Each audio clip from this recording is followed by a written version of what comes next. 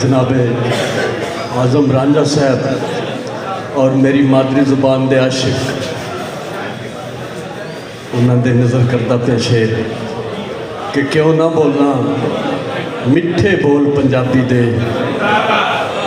क्यों ना बोलना मिठे बोल पंजाबी दे, माँ का जूठा पानी पीता होया है। जिंदाबाद नवीद पंजाबी, आखा मुर्शद सोर, बुल्ले शाह सा मरना ना ही गोर पिया कोई हो।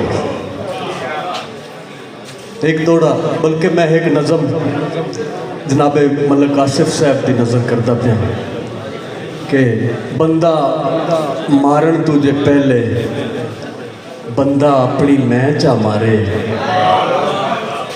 बंदा मारन तुझे पहले बंदा अपनी मैं चा मारे, बंदा बंदा बन जाता है फिर वो बंदे मार नहीं बनता। बहुत शुक्रिया, बहुत शुक्रिया।